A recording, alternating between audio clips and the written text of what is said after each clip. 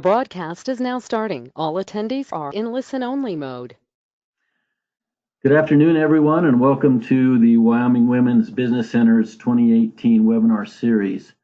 Today, we're presenting how hiring the best, understanding, and onboarding the best employees for your business. My name is Waldo Smith. I'm the WWBC Microloan Director, and I will be your moderator today.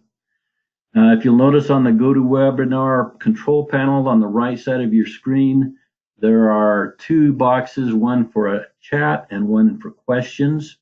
If you have any questions or comments, please use these panels to communicate with us during the presentation. I will be monitoring those and pass them on to the presenter as they come in. This webinar is being recorded and will be available on our YouTube channel. Just go to youtube.com and type in Wyoming Women's Business Centers and make sure you subscribe so that you can check out our other webinars that are also located there. You may also visit our website at www.wyomingwomen.org or look for us on Facebook. Immediately following the presentation, a survey will launch on your screen. We ask that you please complete this survey as it provides valuable information to us and our funding partners. All participants are muted during the presentation to minimize background noise. So again, if you have a question, please type it in the question or the chat box, and I will pass those on. Our presenter today is Christine Langley. She is a business counselor here at the Women's Business Center. In addition to her corporate experience in general management, sales management, and human resources, she is a serial small business entrepreneur and truly understands the joys and challenges associated with business ownership. So with that, I will turn it over to Christine and take it away. Okay, thanks, Waldo, and welcome everybody that's on the line today. We're going to go through our agenda quickly. I'm going to talk about the Women's Business Center and the services that they provide and what that means to you. Then we'll dive into our content today on hiring the best, and we'll leave a little bit of time at the end for Q&A. Again, the chat box and the question and answer panel off to your right in your control panel. If you do have questions while I'm talking today, feel free to jump on and ask, and Waldo will let me know, and we'll try to be timely with our responses. So the Women's Business Center, our mission is to promote economic equality in Wyoming through successful business ownership. And we do that by having a nonprofit organization that assists individuals who want to start or expand a small business right here in the state of Wyoming. And so we have three basic client services that we provide. The first is business counseling, business coaching. The second is networking and educational opportunities. And then the third is access to capital through a microloan program. So when we talk about business counseling or coaching, we always like to put up this graphic because it really describes everything that we do with clients. I always say that we're the inspiration or the cheerleaders behind your business, letting you know you can do it, because as a lot of small business owners know, entrepreneurship can be pretty isolating. And so it's nice to have someone that's on your side that you can communicate and talk to about some of the challenges that you might be experiencing. And networking and educational opportunities, just like the webinar that you're on today, that's something that we offer. We also do roundtables around the state. Like Waldo mentioned, we have a YouTube channel that has additional trainings and seminars on it that you might want to check out. And then lastly, our microloan program. We do offer microloans anywhere from $500 to $50,000 to help fund business startups or expansions. If you want more information on our microloan program, you can contact Waldo, and we'll have his contact information at the end of this webinar. All right, so we have broken down our content today into three main areas. And the first is the big 5 personality traits. Then we're going to talk about behavioral interviewing and the onboarding process for new employees. And then lastly, we're going to cover leadership development as a small business owner or an entrepreneur. All right, so in our webinar last month, we actually talked about developing a recruiting strategy along with advertising for new hires or employees. And you can find that webinar on the Wyoming Women's Business Center YouTube channel. And I've supplied a link to that webinar in the handouts section on your control panel on the right. So you're welcome to download that handout. And there's a couple of links in there that'll be provided for you and referenced on the webinar today. And so right now, we're going to assume that you're already at the interviewing stage, and we want to make sure that we hire the right person. So it's about truly understanding the type of candidate that you're looking for, and often that goes far beyond a specific set of skills. And maybe even more important than knowing who you're hiring is actually knowing yourself, right? So you may have a lot of years of experience in hiring and managing people from different companies that you've worked at, and that's always great. But what I want to caution you on is being overly confident in this area, because often when it's your own business and your own money that you're investing, it can feel a lot different.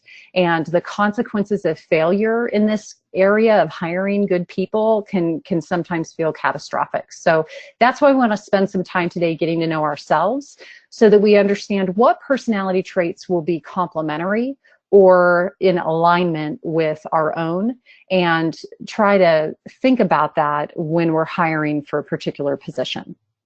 So let's talk a little psychology, and specifically let's talk evolutionary psychology to be exact. So I'm going to take you back to the early 90s now, where the field of psychology finally determined the answer to that age-old question of nature versus nurture, right? So you might remember when you were in school, that they always said, well, is it nature or is it nurture as far as where your personality was derived from? But meaning, was your core personality traits, are they genetic?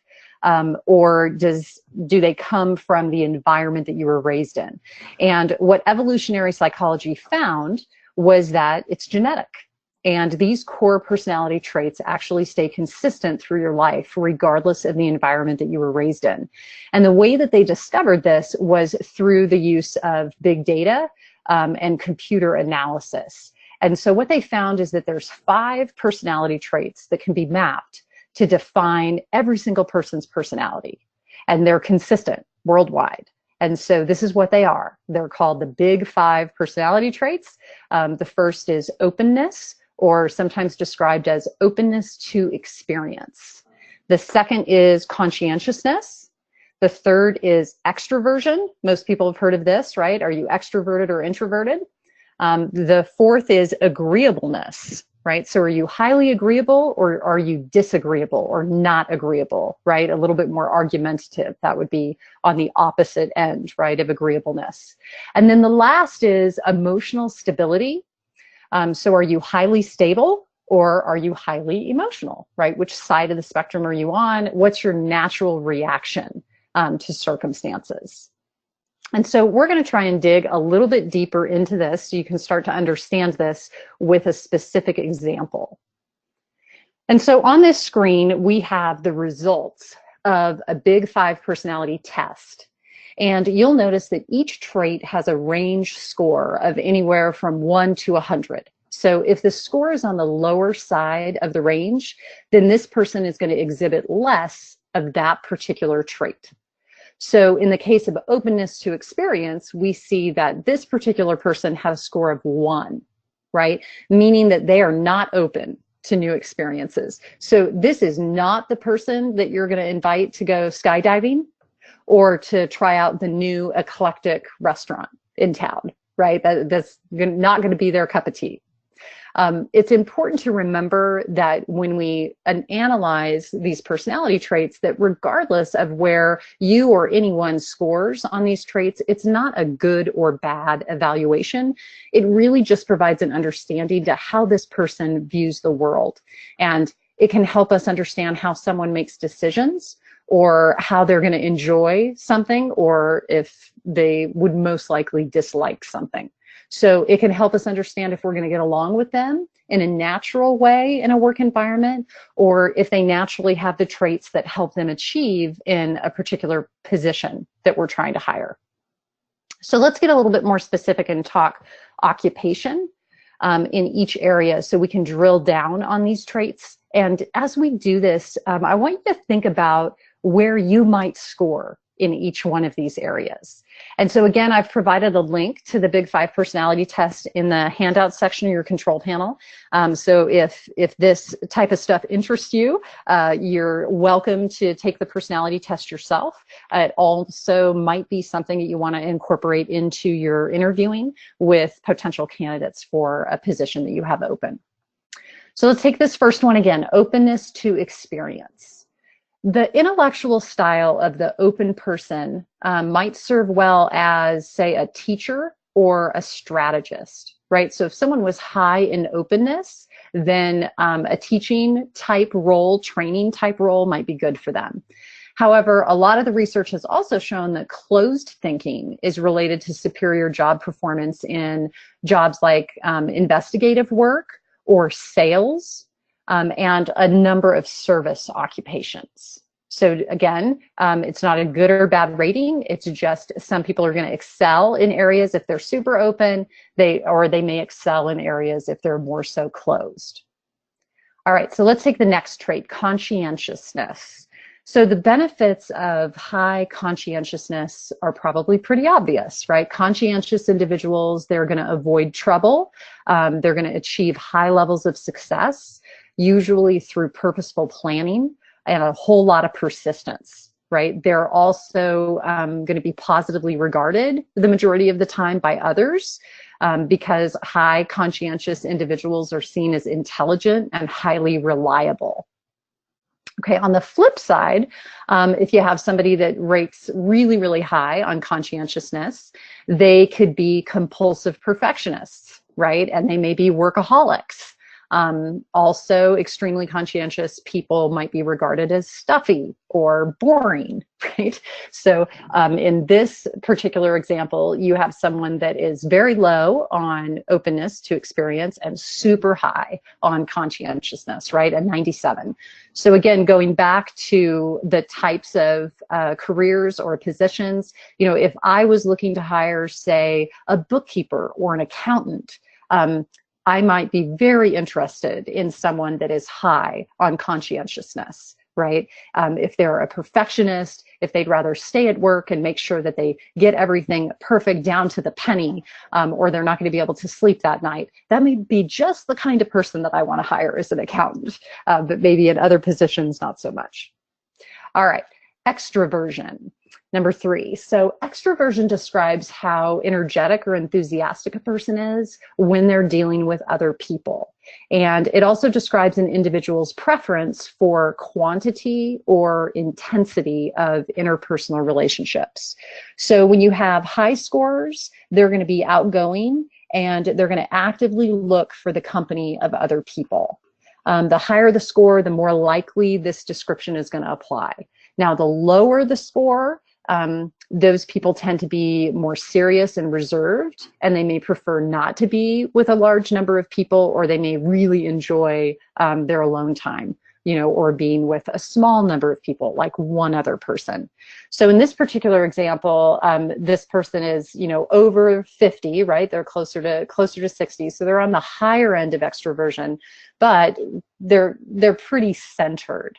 And so there's a new term that has come out in the whole world of, you know, introvert and extrovert, and it's called ambivert.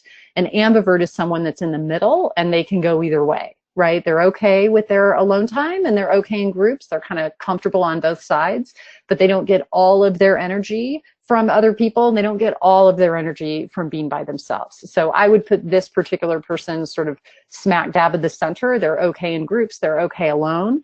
But I wouldn't, you know, they're not the highest of the scores here. All right. Next, we have agreeableness.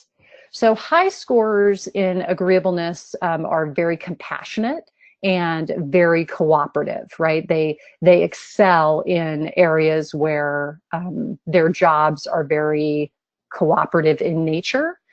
Agreeable people have an optimistic view of human nature. They believe people are basically honest and decent and trustworthy. Low scores in agreeableness are going to be emotionally tough.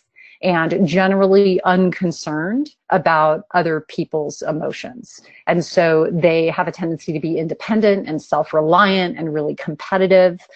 Sometimes their skepticism about other people's motives can cause them to be suspicious, maybe unfriendly, highly uncooperative. This is if someone was on the low side, of course, of agreeableness. So again, depending on the type of position that I'm hiring for, or the type of candidate that I'm looking at, like let's say I'm in the middle of a lawsuit and I'm looking for a litigator or a trial attorney to help me get through this issue.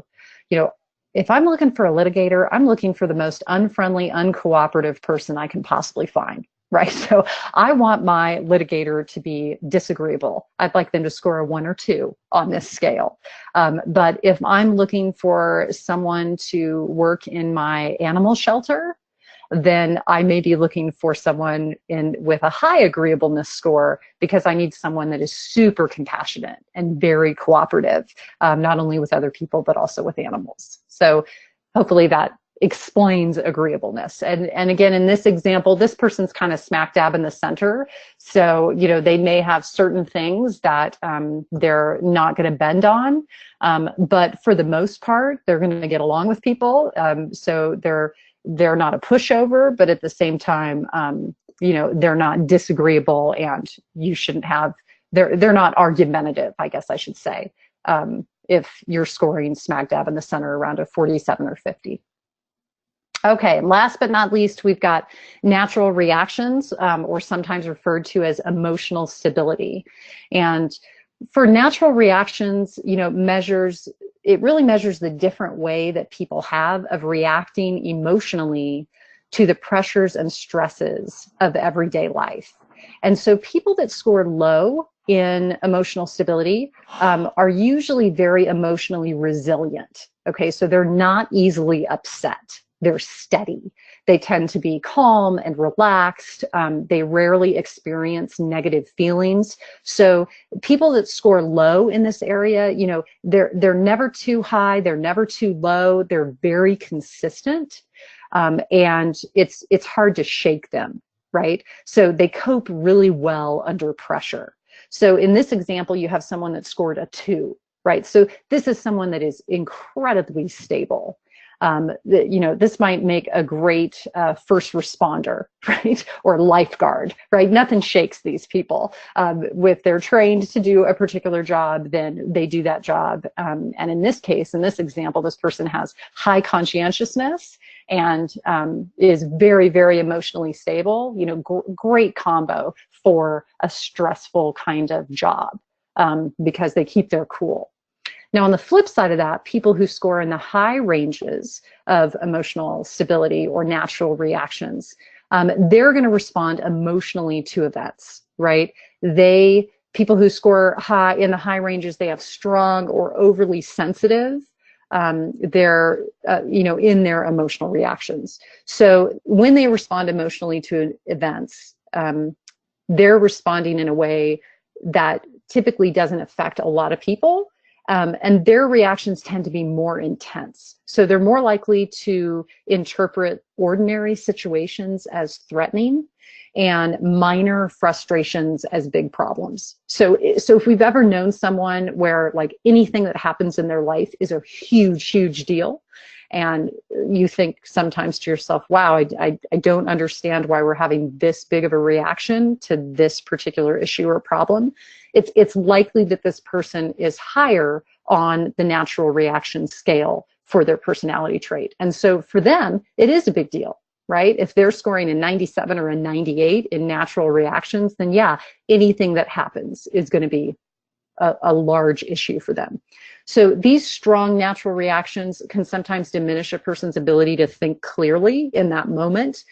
These are people that may need to take a little bit more time to process information, because making decisions and coping effectively with stress is hard for them.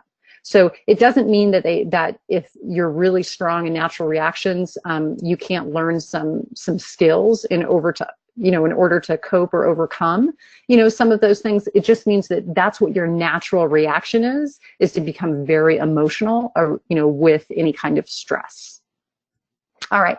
So the better fit that your environment and your personality are, the more at ease you're going to be and the better you're going to feel, right? So this can be translated into happiness or success or pleasant relationships with others, and it can certainly be translated into employment.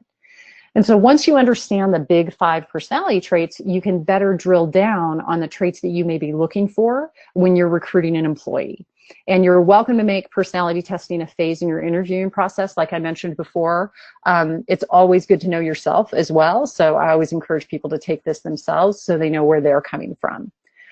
So I want to launch a quick poll and look at, the example that we have up on the screen, just to see kind of where your understanding is at this point as I've explained all of this. So I'm going to come over and just select our first poll. And again, this is based off of the person that we've been looking at on the screen here and what their scores are. So kind of remember where this person is rating, and then I'm going to ask you this question. All right, so how do you think this person does with employees that struggle to make deadlines? And I'll give you guys a few seconds to respond. Do you think they do great because they both see deadlines as a suggestion, and so it's not a big deal to them if their employee makes a deadline or not? Or do you think, no, I don't think this person as an employer would do very good with somebody that doesn't make deadlines because this particular person always completes assignments on time? Or are you just really not sure? You don't know. Okay, it looks like all of our answers are in. And I'm going to rate myself as a good teacher here because we got 100% correct answer.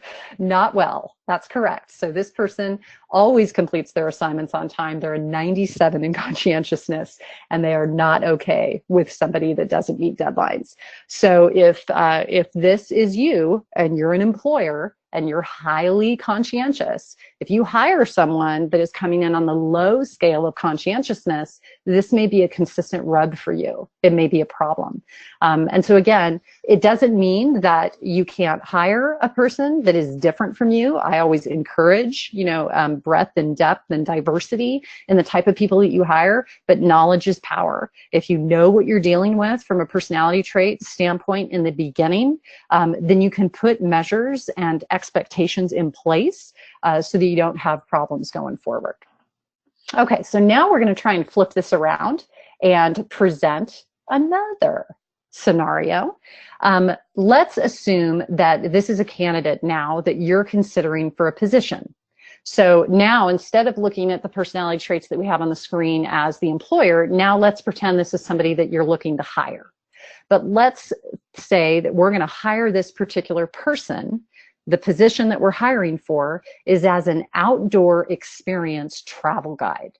So that means they're going to need to identify great new outdoor travel opportunities, and then they actually have to help their guests experience those new opportunities. All right, so this person that we've described here on the screen, do we think this person is a good candidate for an outdoor experience travel guide?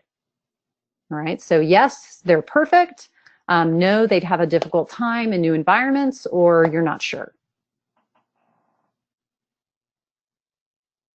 Okay. And again, I think you guys have got this. No, they'd have a difficult time in new environments. And absolutely, this person is a 1 in openness to experience. Not only do they have absolutely no business applying for this job, but you have absolutely no business hiring them for it, right? So good job, guys. I think we are now getting the understanding and the basics around the big 5 personality traits. Okay, so next section in interviewing, now that we have a sense of what the personality traits are that we're looking for, and we understand ourselves, hopefully, a little bit better, we're ready to start screening and interviewing. And so screening applicants and interviewing, that could be an entire seminar all on its own. So today, I'm just going to go over a type of interviewing that I personally think often gets missed by a lot of entrepreneurs. Now, I always recommend that you verify skills for the position that you're hiring for. But I want you to remember that the reason that you fire the vast majority of employees in your business has nothing to do with skill set, right? It's typically because of behavior. And so as employers, we're generally open to developing skills in our employees, right? Even if it's a retail type position, say you're hiring a barista, right? If you own a coffee shop, you're open to training them on equipment, right? They don't have to come with all of those skills. You'll teach them how to make the latte. You'll show them where all the different recipes are. We may even pay to send our employees to conferences or specific trainings. But generally, entrepreneurs are not interested in sending employees to therapy or doing any kind of behavior modification work, right? That's not, we're not up for that. And so because of that, that's why I like to train entrepreneurs on behavioral interviewing. Because behavioral interviewing is based on the assumption that a person's past performance is the best indicator of future performance. And so what you do is you ask probing questions about specific incidents in the candidate's past that demonstrate behaviors necessary for your job's success. And these questions focus on your job, not the candidate's personality, right? We've already covered that. So this is really the next step past personality. So remember that some of the behavioral questions can also be based on what you know about yourself as a manager or a leader, right? Because if there's behaviors that drive you nuts, like missing deadlines, right, which could be a behavior, but is also potentially a behavior trait, you want to screen for that. And so those are all things that we're going to look for. And so this is just some example questions of behavioral interviewing. Don't worry about trying to, write these down and find these, because it's really easy for you to create your own questions. It's also a simple Google search. If you'll just put in your search engine behavioral interview questions, you'll find hundreds of examples of these types of questions. And so we'll just cover a few here today. I like to go through large lists of behavioral interview questions depending on what type of position I'm hiring for, and highlight ones that make the most sense for that type of role. Right? So if I'm hiring for a position where I have an employee that's going to be working all the time with 4 or 5 other employees, then my favorite question to ask them is, describe for me people you liked working with in the past versus people that you didn't like working with. Like, what bugs you about working with other people? What are the traits or the things that people have? And so sometimes an employee will tell you, well, I really don't like talkers, right? I don't like people that, can't just stand and be silent in their workspace. They just always have to fill the space with words. That bothers me sometimes, right? So if you have a full staff of chatty Cathys, then this person may not enjoy that working environment. So just some things to think about. Another great one is, tell me about a time when you were faced with conflicting priorities. How did you personally determine what the top priority was? So this tells you sometimes kind of where their head's at as far as the importance or the priority of working, or your particular job. If you're hiring a part-time person and they're also going to school, it may be really obvious that the job is not their number one priority. If you're hiring a full-time position where you really need, the job to be, within their top 3 priorities, the best way to find out if that's the case is if their jobs in the past have been high priorities for them. And so that's one of the reasons that we ask that question. I also always like to ask about how people handle stressful situations, and describe a stressful situation that, at work that they've had in the past and how they handled it. Because that can tell you a lot about how they'll handle stressful situations in your working environment. Did they immediately go to a supervisor? Did they try to work on it themselves first? And again, depending on your management style, how hands-on you are, or how hands-off you are, you may want someone that's a little bit more independent, or you may want someone that is very communicative and tells you everything right away. All right, so that's behavioral interviewing. Okay, so now we're going to move on to onboarding and expectations. And let's assume that at this point we've extended an offer and we've actually hired our employee. So again, extending employment offers, that could probably be a seminar in and of itself. But today we're going to skip to onboarding because this is another area where entrepreneurs often fail to plan, right? You've done so much work up to this point in order to get the employee on board.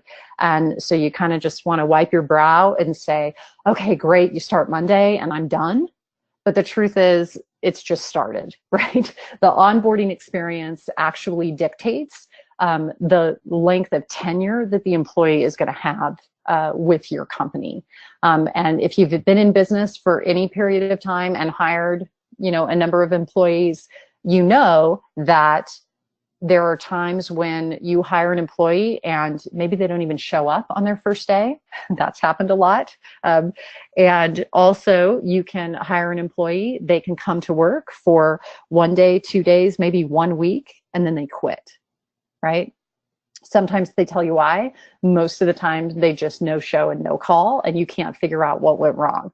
Often it's because the onboarding process was not locked down and you failed to plan well enough in order to enter this person into your company. So onboarding is something that needs to be happening actually during the recruiting and interviewing process. The employee should be learning information about your organization all along the way as you're interviewing them. And they should be introduced to fellow team members or even family members. If you have family members that are involved in your business, they should be introduced to all of those people prior to coming on board. And so throughout the interviewing process and the onboarding process, you want to think about documents that you can forward the employee to help prepare them for their first day of work. So send them paperwork early and send them company policies and procedures, ahead of time. Make sure that they have an organizational chart so they understand exactly what the protocol is as far as the reporting lines go within the organization and how long everybody has worked there. Because that can really help people get a lay of the land. Oh yeah, I remember this person, they were on the organizational chart and they've been here for 6 years, so they really know what's up, right? If I have a question, that could be a person that I could ask, right? So if people know that before they come into your work environment, it helps kind of calm things down. So you want to take steps to ensure that new employees feel welcomed right out of the gate. And making sure someone's at the door to greet a brand new employee on their first day is a great step. So you want to have a workspace already set up for them that's equipped with basic supplies that they need. You want to consider offering them some kind of welcoming gifts, whether that's flowers or a coffee mug or a lunch certificate or whatever other welcoming gestures that you can think of. And again, anything that you can do to extend this greeting beyond the first day is really great because we're new employees for a lot longer than 1 day. Right? It takes us a while in order to get up to speed and learn everything about a particular job that we're doing. Sometimes that could be 90 days. Sometimes it could be 6 months, before you really feel like you have a handle on things. So anything that you can do to extend that greeting and make that person feel, welcomed and valued beyond that first day is going to be important. Another good step to take in onboarding is networking and sort of get to know you activities. And so these are key to integrating a new employee with the rest of your team. And so you want to build in these types of activities, again, beyond that traditional first day, say, team lunch. Right? I've had lots of experiences myself as a new employee where, I walk in, they have my workstation set up, maybe I've got flowers, the whole group takes me out to lunch that day. And then by the afternoon, it's crickets and no one's talking to me and everyone's walking by the office door. And by day 2, it's as if they think I've been there for a year, right? Everyone just kind of goes back and does their own thing. And so you want to make sure it goes, especially with that get to know you and networking, it goes beyond that first day. Maybe it's a way of teaming other employees in your organization up with that new employee and giving them a buddy, once a week for the first, 2 or 3 months, so that they can continue to grow and learn from the other people in your organization and feel comfortable. So that first day should begin with really essential information, office tours, contact lists, kind of the basic functions of the job, and be sure to include some practice time so that information is actually retained and that you're not overwhelming the new employee with content. My best example of this is like the phone systems, right? Someone shows you how to use, the phone system in the new company that you're working for, and they do it for you and show you, oh, you click line 1, and then and then you park them with this line, and then you transfer with this button, and then hang up the phone when it beeps twice, and then it transfers, right? They show you that one time, it's not written down, you have no idea what they did 10 minutes later, and then they say, hey, I'm going to lunch, could you get the phones while I'm gone? And your face turns white, and you think, oh Lord, I have no idea what I'm doing, I'm going to get fired before I started. So this is a perfect example of, just confusion not being helpful on the first day at work. And so practice time can be important, where you actually let the person practice and reiterate in front of you. And so these are just some basic tips as far as training, but training plans are obviously essential. And so think about it like it's the first day of school, right? When you went to the first day of school, there were assemblies and some introductions, but not a whole lot of work was going on because you were just getting acquainted. So ambiguity and confusion is clearly not helpful. You want to explain your expectations up front. Ask the new employee to explain back to you what their understanding is. Practice some active listening here. You can use different tools to be sure that a new employee's comprehension is really high. And you can offer a variety to the employee regarding whatever their preferred learning style is. So I always like to ask employees, hey, do you like reading? Do you like listening? Do you like observing? What is going to work best for you as far as understanding your role here and knowing how to do your job? And then you're always going to want to get feedback from the new employee regarding their training, and you can check in using various formats. So a lot of people are good verbally, but some people aren't. So, asking someone verbally, hey, are you doing okay? Do you need anything else? Sometimes people aren't quite ready to answer that question, right? They're still processing all the information that they got from the day or the week, and they're not really going to know if they're okay or if they have additional questions until they have some time to kind of marinate and think about it a little bit. So in these cases, a survey or some kind of follow-up email check-in might work better. So don't hesitate to follow up kind of consistently through the first several months that someone's on the job, and check in with them to see how they're doing and if they need any additional support or training. And then it's also important to remember that there are really 3 priorities when it comes to employees and them working for you. And the 3 priorities that are top of mind for all employees is space, money, and time. So if you're going to change anything in these 3 areas for an employee, it needs to be planned and really well executed. So we never want to surprise an employee by moving their office, right? Or changing their compensation plan or their work hours without a change management plan in place. This can really send people into a tizzy. And you would be surprised how small the change is, or you think it might be, and how big of a deal it could be, right? Moving someone's computer screen on their desk from the left-hand side of the desk to the right-hand side because it's blocking, some visual that you need to see without having a conversation about it. This can send people into hysterics, right? There's something about space, money, and time, those 3 things, that are very, very sensitive. And so be cautious when it comes to those 3 areas, and remember that there should be a lot of communication and warning before any of those types of things change. All right, last but not least, employees are understandably overwhelmed during any kind of onboarding process when they're new employees, especially if the process is crammed into just a few short days before they really understand their roles with the company.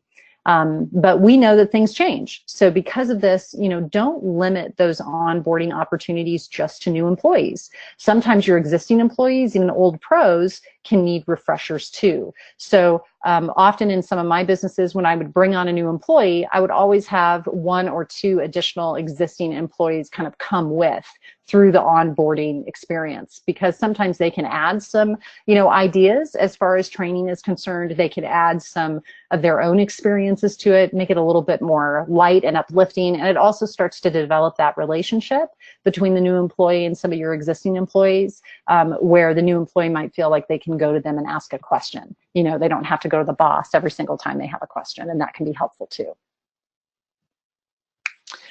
All right, so we made it through to our last area on today's webinar. Good job, everybody. And now we're going to talk about leading, managing, and turnover. So being a leader and managing people, it isn't always easy. It's also not simple, which is why there's many leaders that spend a significant amount of time investing in their own skills.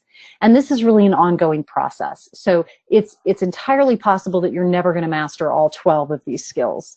And that's totally okay, but it shouldn't prevent you from hiring a team, right? You don't have to be a master of all of these things prior to hiring someone. You just need to be transparent about where your weaknesses are. And employees are generally forgiving if you're honest and they know that you're trying, right? So we're never going to be perfect employers or perfect business owners. But if we're trying and we're learning and we're growing if we're lifelong learners, in the area of leadership, that goes a long way. So as you look at this list of skill development, and we kind of go through these 12 areas, I want you to count how many of these things are you actively doing, right? So are you actively outlining your goals, right? Do you have a sense of where you want to improve? Are you talking to your employees consistently, right? Do you talk to all of your employees every single day? Or at least 2-3 times a week? Are you talking to everybody? Or are you really focused on, kind of your own job as being a business owner, and you go weeks without communicating? Where are you? How organized are you? Or do you feel like you need to get organized? Have you taken any leadership courses? Are you currently in a leadership course? When's the last time, you actually did some coursework in that area of leadership? Do you read any management books or business books that help you in leading? Where are you with listening? Do you feel like you've learned how to listen? Do you practice active listening? Do you praise and reward your employees? Is this a practice for you where you're doing it consistently, or is it more of an event, right? So we don't want praising and rewarding employees to be something that happens once a year around the holidays, right? We want it to be something that is consistent so that they know that they're always valued. And so is this a practice for you? Do you have some kind of a business mentor or business coach in your life that you can go to? Because your employees are not always the best people to talk to about challenges in your business, right? Some of that stuff is confidential, or it doesn't serve them, to know everything that is going on within your business struggles. And so having a mentor or coach can be really helpful. And then effective communication. Have you learned how to effectively communicate? Do you feel like you practice that on a regular basis, or is that a growth area for you? What does the transparency look like in your business? How transparent are you with your staff members? And then lastly, do you have a feedback system? Is there a feedback system for your employees and your staff to come back and tell you what's going on with them, things they like, don't like, or recommendations that they have? So as you look at this list, count the number of areas that you're currently practicing or that you feel like you're actively working on. And I'm going to share our last poll today and just see kind of where everybody is at. So how many skill development areas are you actively doing that are on this list? Is it 1 to 3? Is it 4 to 6? Is it 7 to 9? Are you a rock star and you're doing 9 or more?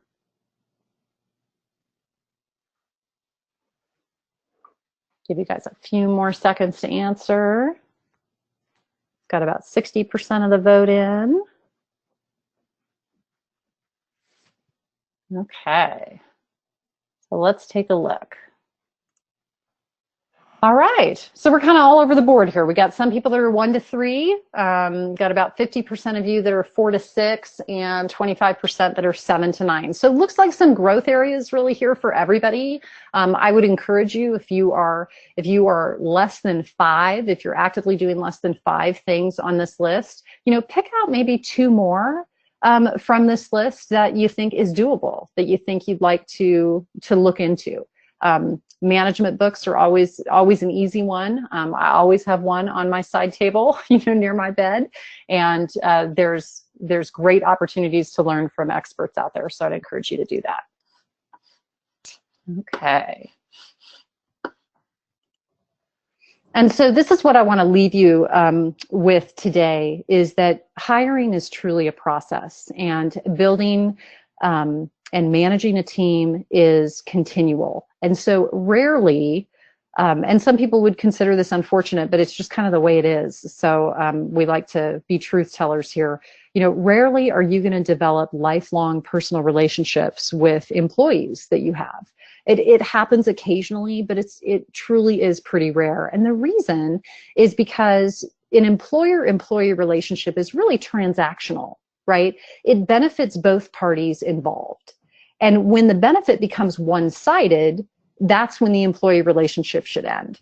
So sometimes the employee is receiving a whole lot of benefit, but the employer isn't, or vice versa, right? So it needs to be a transactional relationship. You both have to be benefiting.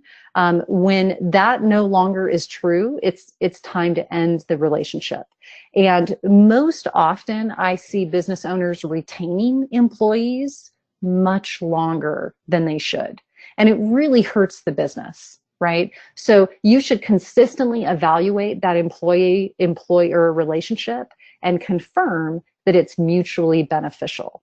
So instead of looking at hiring someone as an event, right? I hired them and now I have an employee for life. Instead, you should really look at it as a process, and it's a 4-step process. I hire a person, I train them. Step 3 is I fire them, or I choose to retain them, and then I repeat, right? I go hire the next person, I train, I fire or retain. And so it's a consistent process, and it's continually being evaluated to make sure that that employee-employer relationship is still beneficial on both sides. All right, guys, thanks so much for your attention today. Do I have any questions at this point? I'm looking at my chat box. Again, if you have questions, you can type them in the question box or the chat box. Waldo, did anything come up for you while we were talking today? No, I was able to follow you along fairly closely. The one slide you had, the list of the do-over was one thing that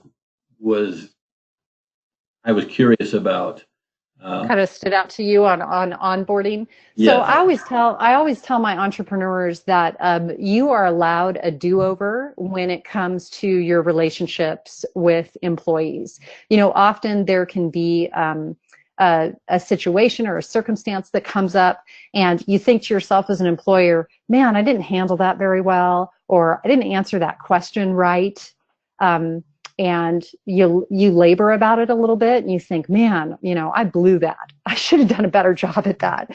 It is 100% okay in an employee-employer relationship to go back to that employee the next day or the next week, even a month later, right? It is never too late to go back to that employee and say, I was thinking about that situation where you asked me such and such question, and I said this, and I'd like a do-over on that. Because I'm kind of feeling differently about it now, and I want to talk about it. And if you ask me that again right now, this is what I would say, right? It's okay to go. It's part of being transparent. It's part of being human. We do it with our kids all the time, right? Sometimes we have a reaction that was not maybe our best selves or the best answer at the time, and we go back and go, hey, you know what? I'm sorry about that. Let's try that again. And it's okay to do that in the employee relationship as well. So that's what I meant by the do-over. Having worked in several environments myself, I thought the idea of the personality test was intriguing. I've had to take tests prior to employment, but not specifically a personality test. Would you think that is something that you should say you review your resumes and you pick out the top 4 or 5 individuals? Would you recommend having all of them take a personality test?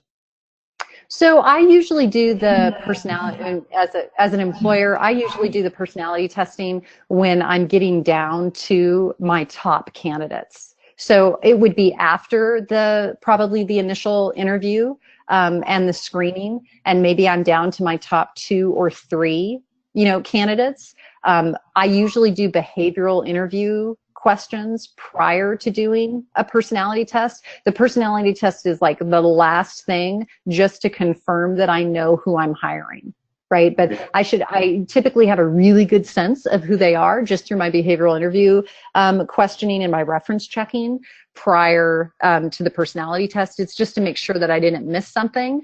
And it also helps to know maybe how extreme they are in one area or another. So like in the example that we showed today where, this person is very low in openness to experience, but they're super high in conscientiousness. So as a employer, one of the things that I'd be really sensitive to if I hired that type of person is that they take their vacation time and that they don't go overboard as far as working too much. Like this is the person that stays at the office too long and it's not healthy, right? Like they actually need, it's 5:30, you really need to go home, because left to their own devices, they're perfectionists. They'll stay at their desk until 7, making sure, all the T's are crossed, all the I's are dotted. And they need a little bit more balance or help with balance. And so it's just something I'd like to know so that I can manage them better and be a better leader. Okay. Does that help? Yeah. If you want to go ahead and put up the contact information, I would like to thank everyone for joining us today. Our next webinar is scheduled for Thursday, November 15th. It'll be a week earlier than usual, but that's due to Thanksgiving. The time frame is from noon to 1, and the title is Tax Preparation Top 10 List. We would like to present to business owners things they need to be thinking about as they approach year end prior to closing out their books for the year so that they can make wise tax decisions. Look for our emails to be coming up for registration. Once again, thank you for taking part. We ask that you complete the survey as you leave this program. It'll launch upon exiting. We do read all of the surveys, and we appreciate your feedback. It's important to us. If you have any additional questions or need further assistance, feel free to contact us. And our business counseling is free of charge to you, and we would be happy to assist you in any way we can. So with that, thanks for joining us, and everyone have a great day.